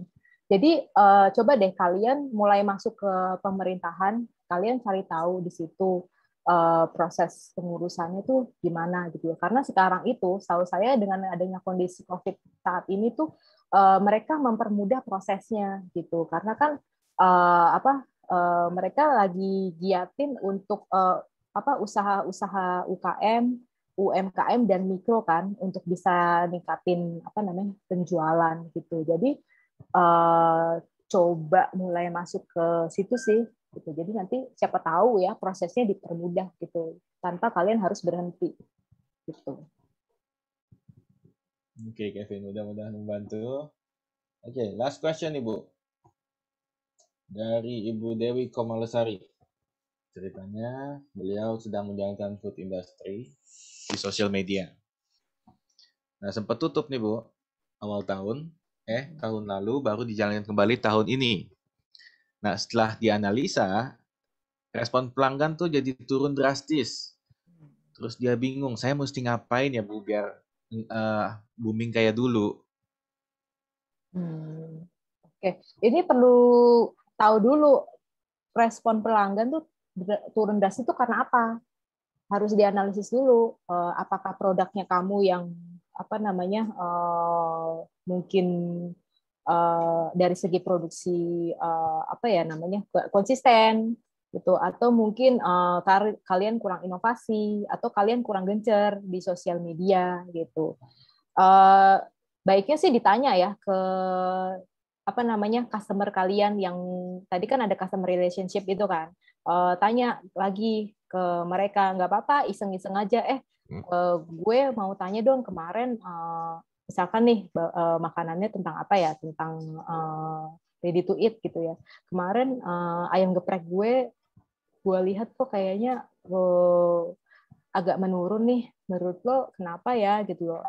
Pertama dari segi rasa dulu, menurut lo makanan gue udah enak belum gitu, terus kemudian cari lagi, oh udah enak kok, udah enak, terus menurut lo gue harus gimana ya gitu. Kuncinya sih di customer sih gitu, kita bisa tanya lebih jauh ke mereka gitu, kemudian lihat kondisi juga gitu, pesaing-pesaing kita apa sih yang membuat mereka tuh tetap ongoing gitu, tetap eksis di dunia gitu ya. Caranya ya dengan cara itu sering eksis di dunia sosial media gitu. Terus langkah apa yang harus jalankan untuk memperkenalkan produk saya booming seperti dulu. Nah kalau misalkan untuk sini kan sama aja kondisinya, kalau kita buka terus tutup lagi, kita harus bangun brand lagi kan kalau udah ketutup. Nah itu langkahnya pasti akan agak lama gitu loh. Kalau kalian mau cepet ya nggak bisa gitu. Jadi kan ada prosesnya juga gitu loh. Kalian harus mulai ngonten lagi, kalian harus mulai foto ulang lagi produk kalian gitu loh. Atau bisa juga kalau misalkan produknya A nih, oke, dari hasil analisis konsumen bahwa produk kamu tuh kayaknya udah nggak layak lagi nih di pasar gitu loh. Kayaknya kamu harus bikin inovasi. Nah, inovasi dari produk kamu. Ya udah, kamu bikin inovasi aja. Misalkan saya tahu geprek ala-ala apa gitu loh. Nah, nanti kalau kalian udah bikin inovasi itu, baru deh di-share lagi ke orang kayak gitu. Oke, baik. Terima kasih Bu Dewi, mudah-mudahan menjawab. Well guys, walaupun itu kayaknya waktunya sudah nggak cukup, I'm very sorry, masih ada beberapa pertanyaan Ibu, tapi saya harus tutup di sini. Ya, itu sudah ya timeline, I'm sorry. Bola, mungkin ada pesan-pesan terakhir Bu untuk student-student kita Bu. Oke, jadi buat teman-teman semuanya yang mau menjalankan bisnis apapun itu, mau kalian mau usaha makanan, mau kalian usaha jasa, ataupun usaha apa nih, misalkan yang lagi booming, gitu kan, usaha tentang kesehatan juga gitu loh. Yang penting kalian waktu mulai itu udah tahu goalnya tuh ke depannya gitu kan. Kalau kalian tadi nih mau bikin lebih besar, misalkan bisa sampai masuk ke ekspor gitu kan, kalian harus konsisten dalam menjalankan bisnis kalian gitu loh. Terus kemudian selalu dinamis gitu, selalu beradaptasi dengan lingkungan gitu loh. Karena kalau usahanya yang gitu-gitu aja gitu kan, kita nggak perhatiin customer, ya usaha kita ya pasti akan menurun gitu. Tapi kalau kita memenuhi kebutuhan customer terus gitu, dijamin sih pasti kalian nggak ada tuh yang namanya tutup bisnis, atau misalkan kayak menurun pendapatannya, atau misalkan kayak sekarang nih mungkin ada orang-orang yang kayak kondisinya ini lagi COVID terus tutup gitu loh. Berarti kan kuncinya di inovasi gitu. Kalian harus tetap inovasi terus sama produk kalian kayak gitu. Jadi pokoknya jangan berhenti buat mencoba sesuatu deh gitu loh. Kalian bisa lebih banyak belajar kan di situ nanti. Gitu. Jangan mudah menyerah juga kayak gitu. Baik, terima kasih Kak. Boys and Girls, mudah-mudahan membantu untuk sesi dari Ibola. Ibola, saya harus tutup. Minta maaf, saya suka ngobrol sama Ibu, tapi waktunya nggak mengizinkan. So, terima kasih sudah nyempetin waktu untuk ngomong di sini, sudah sharing-sharing. Saya really appreciate it. Terus untuk Boys and Girls, kalau... Ya, Pak Rido, sorry. Foto bareng, Coach. Oh iya, foto. Kita harus foto. Barang bukti kita itu, Coach. Oh iya, benar. Tunggu sebentar. Oke, Boys and Girls, nyalain kamera. Karena saya harus foto. Sebentar, saya... Pak Hans bisa tolong bantu nggak Pak? Saya... Ya. Coach Indri, Coach Hans bantu untuk capture. Kita senyumnya 3 tahun apa 3 bulan ya, Coach? 10 tahun. Yang lama lah kalau. Ada 13 layar ya. Sampai 13 layar berarti 13 menit ya. Senyum 13 menit. Senyum ya, sebentar. Ya, saya hitung ya. 1, 2, 3. Full on cam semua ya. Terus berikutnya. Sabar ya, teman-teman. Minimal yang udah on cam, kalau anak saya paham, kamu sudah berusaha masuk ke sini. Kalau enggak, selamat menerima kompensasi. Semangat ya Dewi, anak Bekasi ya, tim Kopi Dingin juga bagus, timnya Eli juga cool, hari ini saya sudah apresiasi. Kevin itu tadi juga anak saya Bu, dari pengusaha koktail dari Bali itu. Thank you Kevin ya. Yang sudah ngerepotin nanya-nanya karena mereka sangat eager sekali nih Bu, olah bisnis mereka berjalan bersamaan dengan pandemi. Jadi memang butuh support seperti dari Ibu ini menyemangati mereka lagi hari ini, Bu, ya. Thank you banget, Bu Miss Ola. Terima kasih, Pak. Sama-sama. Belum, bentar. Masih 13 menit lagi, Bu. Saya tetap semangat sama tetap senyum nih, Bu Indri. Bu Indri ya. Saya tetap 13 menit. Saya pegel senyumnya, Ta. Ya, saya tetap senyum gini, Bu. Oke, dua ini lagi ya. 2 layar lagi. Sebentar.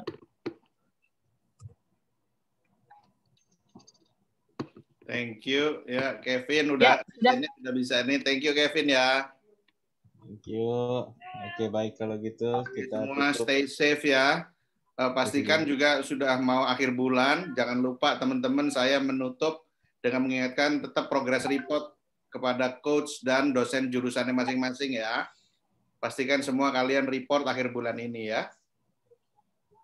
Oke, terima kasih Pak Rido. Dengan ini saya tutup sesi kita kali ini. I'll see you in next session. Goodbye. Thank you. Stay safe, guys. Terima kasih Bu Karol. Semua, bye-bye. Bye-bye. Thank you Bu Karola. Thanks Bu Ola. Terima kasih, Bu. Terima kasih, Bu. Thank you, Ibu. Terima kasih, Bu. Terima kasih, Pak. Yuk. Terima kasih, Pak. Terima kasih. Terima kasih, Bu. Terima kasih, Pak.